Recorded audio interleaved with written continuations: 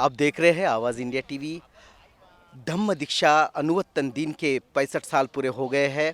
मेरे पीछे आप देख रहे होंगे, आपको पवित्र दीक्षा भूमि का ये स्तूप नज़र आ रहा होगा। ये सीधा प्रसारण आप आवाज़ इंडिया टीवी पर देख रहे हैं।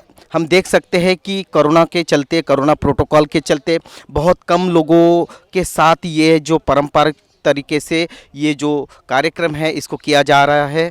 ध्वजारोहण कार्यक्रम अब संपन्न हो गया है। ये पंचशील का ध्वज आप देख रहे हैं, इसे लहराया गया है। ये परंपरा रही है दीक्षा भूमि पर कि 14 अक्टूबर को सुबह 9 बजे ये ध्वज यहाँ लहराया जाता है, यहाँ ध्वजारोहण होता है और मान्यवर दीक्षा भूमि स्मारक समिति के पदाधिकारी, सदस्य, सचिव सब यहाँ आकर इस झंडे को सलामी देते हैं। उसी के साथ समता सैनिक दल भी यहाँ आता है और समता सैनिक दल भी इस तरह सलामी देता है ध्वज को। और ये 65 सालों की परंपरा रही है कि यहाँ ये ध्वजारोहण होता है। और इस बार कोरोना के चलते हुए, कोरोना प्रोटोकॉल के चलते हुए बहुत कम लोगों के साथ इस परंपरा को निभाया गया और बहुत कम लोगों के साथ यहाँ ध्वजारोहण इस वक्त किया गया है। ये 65वां धम्म दीक्षा का दिवस है और आप देख सकते हैं कि तैयारियां पूरी हो चुकी है, लेकिन लोगों को आह्वान किया गया है कि जिनके 2 डोज हो गए हैं वे ही दीक्षा भूमि पर आए। जिनकी उम्र 65 साल के ऊपर हो या 18 के नीचे हो, बच्चे हो, उनको दीक्षा भूमि पर प्रवेश नहीं है। दूसरा ऐसा है कि 24 घंटे के का जिनके पास कोरोना का परीक्षण है, कोरोना की टेस्ट रिपोर्ट है, निगेटिव है, वे भी दीक्षा भूमि पर आ सकते हैं। लेकिन दीक्षा भूमि स्मारक समिति, जैसे कि हमने आपको इसके पहले भी दिखाया, उन्होंने आह्वान किया है कि अगर आप के 2 वैक्सीन नहीं हुए हैं, आप 65 साल के ऊपर है या आपके घर में बच्चे हैं, तो कृपया आप घर से ही इस दिन को मनाएं, आप दीक्षा भूमि पर न आए, क्योंकि कोरोना का जो संकट है अभी टला नहीं है। हम इन 2 सालों में दीक्षा भूमि का कोई भी प्रोग्राम नहीं कर पाए, लेकिन 2 साल के बाद आज तीसरा ये वर्ष है कि दीक्षा भूमि पर दीक्षा भूमि खुली है और लोग दीक्षा भूमि पर आ सकते हैं। तो परंपरागत तरीके से ये ध्वजारोहण यहाँ संपन्न हो गया। आप सीधा प्रसारण देख रहे हैं आवाज़ इंडिया टीवी पर दीक्षा भूमि नागपुर से। हम दीक्षा भूमि पर है। ये वो भूमि है जहाँ 1956 को बोधिसत्व डॉक्टर बाबा साहब अम्बेडकर इन्होंने धम्म दीक्षा दी थी। हमारे साथ डॉक्टर सुधीर फुलझेले जी है। अभी कुछ देर पहले, जैसे कि हमने आपको दिखाया, परंपरागत तरीके से ध्वजारोहण का कार्यक्रम हुआ है। समता सैनिक दल ने सलामी भी दी है। और इस बार का क्या प्रोग्राम है और किस तरह से ये संपन्न होगा, सुधीर जी स्वागत।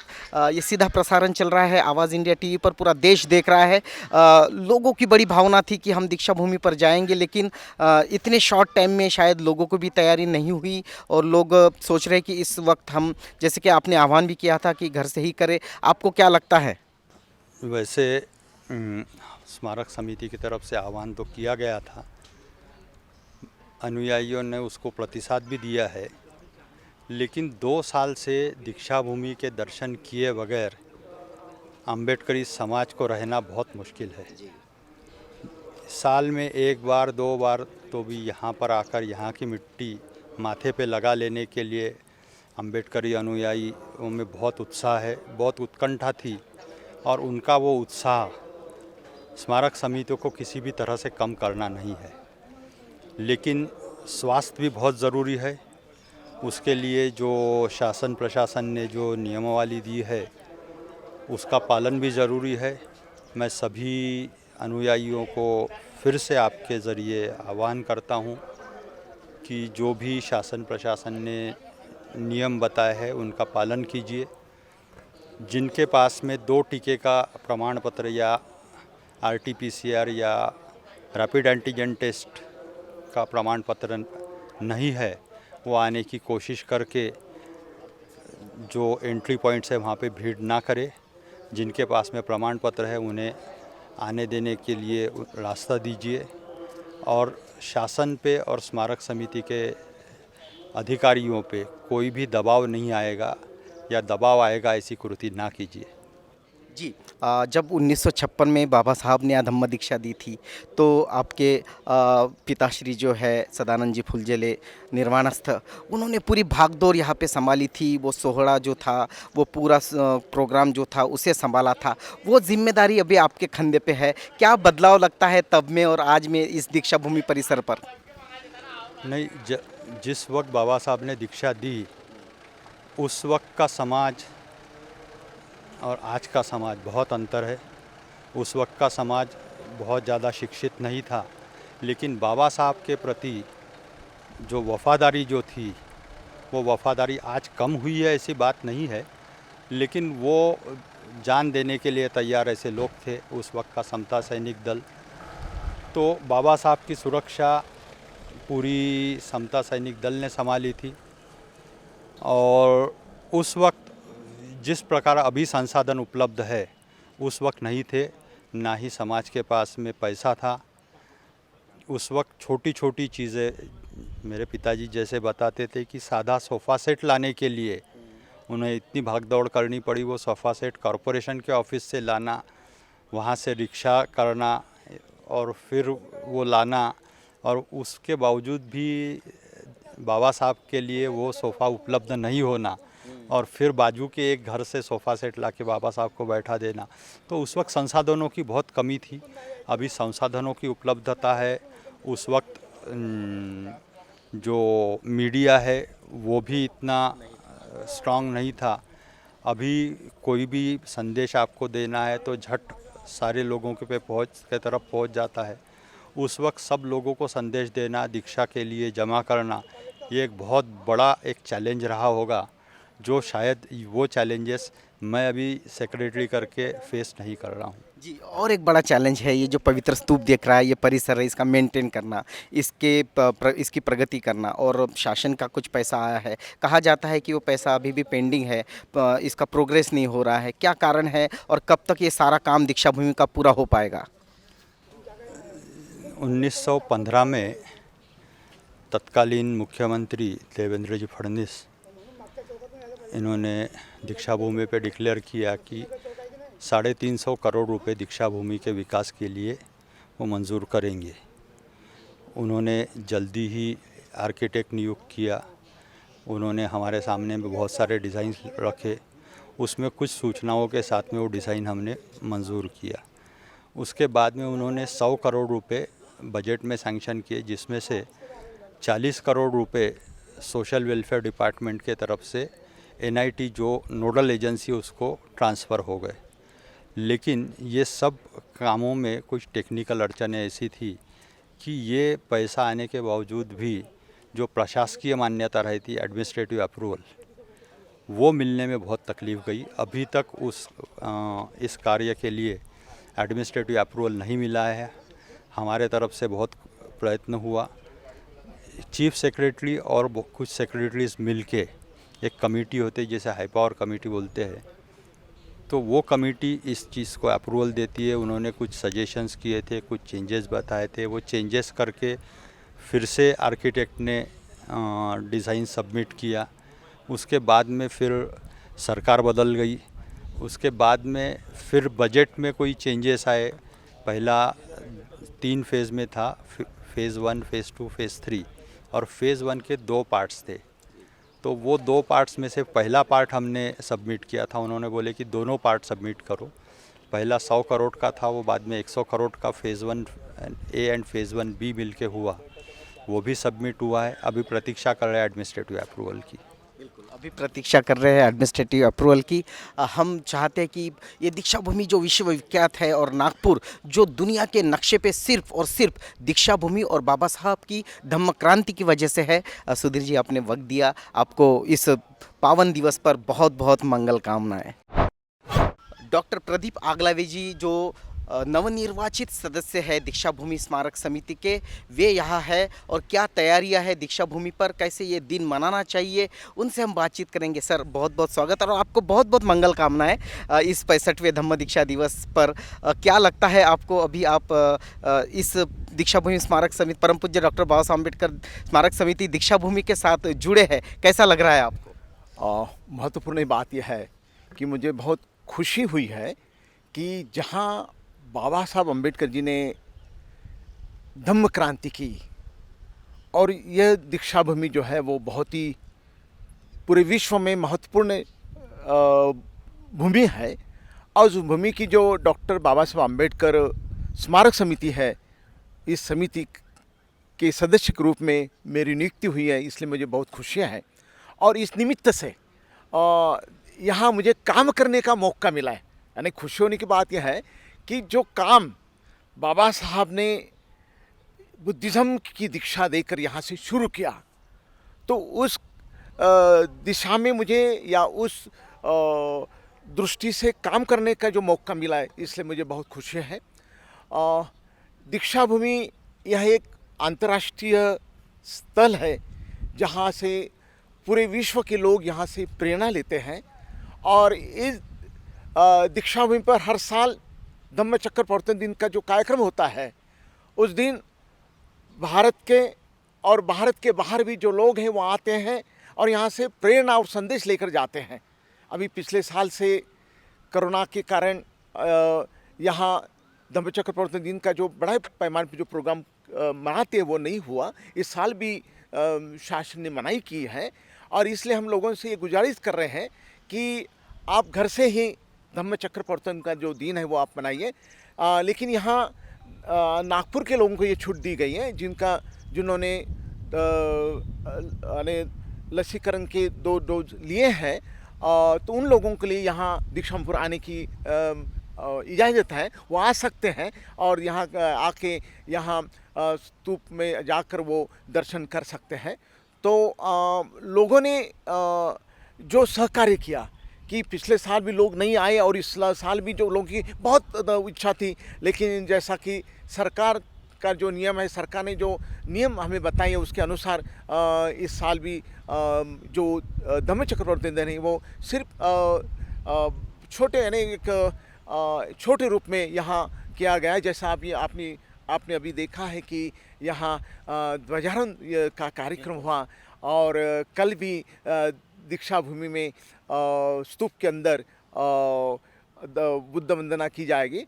और यहाँ का जो माहौल है इस प्रकार का कि लोग ये राह देख रहे कब हमें दीक्षा पर आने को मिल रहे हैं, लेकिन यहाँ बड़ी संख्या में लोग नहीं आ सकते हैं क्योंकि कुछ कोरोना कारण जो नियम बनाए उसका पालन करना हमारे लिए बहुत महत्वपूर्ण है। यदि लाखों लोग यहाँ आते हैं तो उसका दुष्परिणाम भी हो सकता है, क्योंकि कोरोना का जो है जो पीरियड है या संसर्गजन्य ये रोग होने के कारण, तो इसलिए मुझे लगता है कि लोगों ने अपने घर से ही धम्मचक्र प्रवर्तन जो कार्यक्रम वो मनाना चाहिए। और इस अवसर पर मैं लोगों को बताना चाहूँगा कि दीक्षा भूमि जो है ये दीक्षा भूमि लोगों के लिए प्रेरणा स्थल है और दीक्षा भूमि इस प्रकार का स्थल होना चाहिए जैसा कि यहाँ से बौद्ध धर्म के संदर्भ में काम होना चाहिए और लोगों को प्रेरणा मिले और बौद्ध धर्म का प्रचार प्रसार करना ये बहुत ही महत्वपूर्ण बात है। मुझे याद है कि 1950 में बाबा साहब ने एक लेख लिखा था और उस लेख में यह कहा कि बौद्धों का अच्छा बनना ही इतना ही कर्तव्य नहीं है, बल्कि अच्छा तो बौद्ध बनना ही चाहिए, उसके साथ साथ बुद्ध धर्म का प्रचार और प्रसार करना चाहिए, क्योंकि बुद्ध धर्म का प्रसार और प्रचार करना यही सही दिशा में या सही मायने में मानव सेवा है। तो ये मानव सेवा जो है कि बुद्ध धर्म का प्रचार और प्रसार करना यही मानव सेवा है। तो उस दृष्टि से दीक्षा भूमि से ये कार्य करने के संदर्भ में हम लोगों को जो मौका मिला है, जो हमें इस संदर्भ में जो लोगों के तरफ से एक जो सहकारी मिला है, इसलिए हम लोगों को बहुत बहुत धन्यवाद देते हैं। और यहाँ से जो कार्य जो है वो निरंतर यहाँ से बुद्ध धर्म प्रचार प्रसार का कार्य चलते रहेगा, ऐसी मुझे आशा है। आशा ही नहीं तो ये हम सभी का कर्तव्य है और दृष्टि से हम सभी ने प्रयास करना चाहिए। नमो बुद्धाय, जय भीम। तो दीक्षा भूमि से बुद्ध धम्म के प्रचार और प्रसार के लिए निरंतर कार्य होना चाहिए और केवल एक किसी व्यक्ति का नहीं तो पूरा समाज का ये जवाबदारी है कि पूरे समाज ने मिलकर यहाँ पर बुद्ध धम्म का प्रसार और प्रसार कैसे हो इस पर ध्यान देनी चाहिए। हमारे साथ डॉक्टर प्रदीप आगलावे जी थे जो परम पूज्य डॉक्टर बाबा साहब अम्बेडकर स्मारक समिति दीक्षा भूमि के सदस्य भी है। सर, आपने अपना वक्त दिया, आपको आवाज़ इंडिया टीवी के तरफ से इस धम्म दीक्षा दिवस पर लाख लाख मंगल कामनाएं। Thank you. आप देख रहे हैं आवाज़ इंडिया टीवी, ये सीधा प्रसारण आवाज़ इंडिया टीवी पर देख पा रहे हैं दीक्षा भूमि से। हम इस वक्त विश्व विख्यात दीक्षा भूमि पर, पवित्र दीक्षा भूमि पर खड़े हैं और हमारे साथ विश्व विख्यात डॉक्टर चंद्रशेखर मेश्राम जी है। सर, आपको बहुत बहुत मंगल कामनाएं इस 65वें धम्म क्रांति पर। कैसा लगता है आप इस परिवार में आए दीक्षा भूमि स्मारक समिति के और आपके कंधों पर एक जवाबदारी आई है दीक्षा भूमि पर काम करने की और दीक्षा भूमि को प्रगति और यहाँ से जो धम्म का प्रसार और प्रसार होता है उसमें और गति लाने की जवाबदारी आपके कंधों पर आई है, आपको कैसा लग रहा है? हाँ, ये बहुत खुशी की बात है कि इस समय डॉक्टर बाबा साहब आम्बेडकर स्मारक समिति में उन्होंने मुझे लिया है एक सदस्य के रूप में और मैं समझता हूँ कि ये बहुत गौरव की बात है। और इसमें बाबा साहब के जो विचार है, जो धम्म के विचार हैं, वो पूरे देश में और विश्व में आज कैसे फैलाना, ये बहुत बड़ा महत्व की बात है। और हम ये देख रहे हैं कि दुनिया के जो न्यूरोलॉजिस्ट है, साइंटिस्ट है, वो बुद्ध धम्म के बारे में बहुत रिसर्च करते हैं और उनको ऐसा लगता है कि ये विचार यदि शुरू से ही बच्चों में और स्कूल में ये पढ़ाए जाते हैं तो उनका काफ़ी डेवलपमेंट होता है, उनकी पर्सनैलिटी अलग होती है, उनमें करुणा की भावना आती है, उनका मेमोरी जो है वो इम्प्रूव होता है। तो इसलिए सब लोगों ने ये धम्म यानी विचार है, ये आचरण की बात है, ये रिलीजन नहीं है। और कोई भी जो फॉलो करते हैं, वो मुस्लिम हो, क्रिश्चियन हो, हिंदू हो, उन्होंने भगवान बुद्ध के विचार को समझ लेना है और जो डे टू डे लाइफ है उसमें उसको इम्प्लीमेंट यदि करते हैं तो उनका जो लाइफ है वो काफ़ी अच्छा हो सकता है। बिल्कुल सर, आप विश्व विख्यात न्यूरोलॉजिस्ट है, आप ब्रेन पर काम करते हैं, माइंड पर काम करते हैं। 1956 को बोधिसत्व डॉक्टर बाबा साहब अम्बेडकर ने एक ही बड़ा ऑपरेशन किया, ये सांस्कृतिक ऑपरेशन, और करोड़ों लोगों का माइंड चेंज कर दिया। आप इस ऐतिहासिक घटना पर क्या कहेंगे? नहीं, ये ऐतिहासिक घटना पर मैं सब लोगों को बहुत हार्दिक बधाइयाँ देता हूँ। और ये जो काम है बाबा साहब का जो अपूरा रह चुका है, वो उनका ऐसा विचार था कि भगवान बुद्ध के विचार पूरे देश में फैलाना है, भारत को बौद्धमय करना है। तो ये सबके ऊपर, जो समिति है उसके ऊपर नहीं मगर सब आम जनता के ऊपर ये बहुत बड़ी रिस्पॉन्सिबिलिटी है। और सब लोगों ने कलेक्टिव वर्क करके ये जो धम्म की जो क्रांति बाबा साहब ने इस देश में लाई है उसको फैलाना, और ये बहुत ज़रूरी बात है। बिल्कुल, बाबा साहब ने जो क्रांति की है उसे फैलाना बहुत ज़रूरी बात है। हमारे साथ न्यूरोलॉजिस्ट डॉक्टर चंद्रशेखर मेश्राम जी थे। सर, आपने आवाज़ इंडिया से बात की, आपका बहुत बहुत धन्यवाद। बहुत धन्यवाद। आप देख रहे हैं आवाज़ इंडिया टीवी, यह सीधा प्रसारण दीक्षा भूमि नागपुर से। यह है आवाज़ इंडिया टीवी। इस वक्त हम पवित्र दीक्षा भूमि पर है नागपुर में। इस वक्त बनते नाग दीपांकर हमारे साथ है जो कि स्वयं परम पूज्य बोधिसत्व डॉक्टर बाबा साहब अम्बेडकर स्मारक समिति दीक्षा भूमि के सदस्य भी है। बनते जी, वंदामी, 1956 को बाबा साहब ने यहाँ बहुत बड़ी धम्म क्रांति की, करोड़ों लोगों को यहाँ दीक्षित किया और उसके बाद से निरंतर 65 साल से ये परंपरा जारी है कि लोग दीक्षा भूमि पर आते हैं। लेकिन इस बार भी कोरोना प्रोटोकॉल के कारण कुछ हिदायतें दी गई है कि जिनकी 2 वैक्सीन हो गई वो ही आए। ये कैसा आयोजन होगा? अगर लोग नहीं रहेंगे तो आयोजन कैसे होगा? देखिए, परम पूज्य डॉक्टर अम्बेडकर द्वारा जो 65 साल पहले इस पावन भूमि पर दीक्षा दी गई थी 14 अक्टूबर के दिन, और तब से लेके तो अभी तक कई लाखों लोग यहाँ दर्शन को आते थे। मगर पूरे देश में ही कोरोना का वातावरण है और शासन नियम होने के कारण यहाँ इस वर्ष दर्शन के लिए लोगों के लिए खुला रखा गया है। जो नियम है कि बहुत ज़्यादा गर्दी ना हो, बाकी साल भर अभी दीक्षा भूमि खुली रहने वाली है और यहाँ आके या नहीं भी आए तो भी कम से कम अपने अपने घरों में रह के भी आज के दिन हम त्रिशरण पंचशील बाबा साहब की दी हुई 22 प्रतिज्ञा और 65 साल में हमने जो कुछ प्रवास किया अच्छा या बुरा, उसका मूल्यांकन कर कुछ अच्छा संकल्प कर लेते हैं कि जिसके कारण आज जो यानी कोरोना का प्रादुर्भाव तो है ही, मगर विषमता, जातीयता, धर्मांधता या फिर अनन्य प्रकार की जो अनिष्ट प्रथा है उनका जो प्रादुर्भाव बढ़ते जा रहा है, तो उस प्रादुर्भाव को रोकने के लिए परम पूज्य डॉक्टर अम्बेडकर द्वारा दीक्षित या फिर उनके द्वारा दिया गया तथागत का धम्म मानने वाले तमाम लोग इस धम्म दीक्षा के अविस्मरणीय पर्व पर यहाँ पहुँचे या ना पहुँचे, मगर एक नया संकल्प अपने मन में लेकर कि संगठित परिवार, सुसंस्कारित परिवार, सौजन्यशील परिवार निर्माण कर समाज के लिए एक अच्छा उत्तराधिकारी निर्माण करने का प्रयास करने का निश्चय करते हैं, तो सही मायने में राष्ट्रीयत्व के लिए कहीं बाबा साहब की जो विचारधारा है ये लोकतंत्र के लिए है, लोकाभिमुख है और तथागत का धम्म भी मानवतावादी है।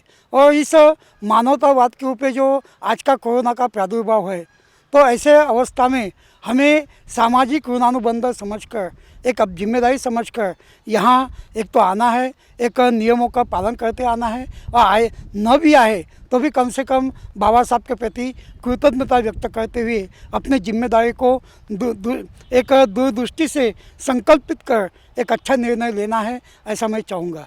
बिल्कुल, अगर आप नहीं आ पाते तो फिर भी दूरदृष्टि से बोधिसत्व डॉक्टर बाबा साहब अम्बेडकर इन्होंने जो धम्म दिया उसको आगे कैसे ले जाना चाहिए, उस पर विचार लोगों ने करना चाहिए।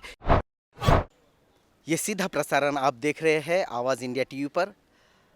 65 सालों से धम्म क्रांति के इस दिवस पर, इस उपलक्ष्य पर लाखों लोग यहाँ आते हैं, लेकिन आपको थोड़ा अजब लग रहा होगा कि हर वर्ष जैसे होता था कि कैमरा के आजू बाजू या कैमरा फ्रेम में ये बोधि वृक्ष है, इसके नीचे लाखों लोग, हज़ारों लोग आपको दिखते होंगे, लेकिन इस वक्त नहीं दिख रहे क्योंकि कोरोना का प्रोटोकॉल है। गत 2 वर्षों से कुछ क्राइटेरियाज दी गई है और ये कहा गया कि भीड़ ना करे और इसी प्रोटोकॉल को दीक्षा भूमि बखूबी निभा रही है। आप मेरे पीछे जो देख रहे हैं वो बोधि वृक्ष है। ये बोधि वृक्ष वही है जिसके नीचे बैठ सिद्धार्थ तथागत बने थे, जिन्हें संज्ञान प्राप्त हुआ था और इसी वृक्ष के नीचे बैठकर बोधि लाभ हुआ था। हम आपको बता दें कि ये बोधि वृक्ष उसी वृक्ष की एक टहनी है जो बोध गया स्थित है। बोध गया से इस वृक्ष की एक टहनी जो है वो श्रीलंका के अनुराधापुरम में ले जाई गई थी और अनुराधापुरम में ये पेड़ फिर से बड़ा हो गया और फिर जब दीक्षा भूमि के विकास का काम शुरू हुआ, बोधिसत्व डॉक्टर बाबा साहब अम्बेडकर इन्होंने धम्म दीक्षा दी, उसके कई वर्षों के उपरांत ये वृक्ष जिसकी एक टहनी यहाँ लाई गई थी और आज 65 सालों के बाद आप देख पा रहे हैं कि ये जो छोटा सा वृक्ष था ये इतना बड़ा वृक्ष हो गया है। इसे हम बोधि वृक्ष कहते हैं। ये बुद्ध धम्म में बहुत ही पवित्र वृक्ष होता है, इसकी पूजा की जाती है। अनेक गाथाओं में इस वृक्ष का वर्णन भी हमें मिलता है और इस वृक्ष के लिए भी गाथाएं बोली जाती है क्योंकि यह वही वृक्ष है जिसके नीचे बैठकर सिद्धार्थ गौतम ने बोधि लाभ किया था और वे सिद्धार्थ से सम्यक संबुद्ध बने थे।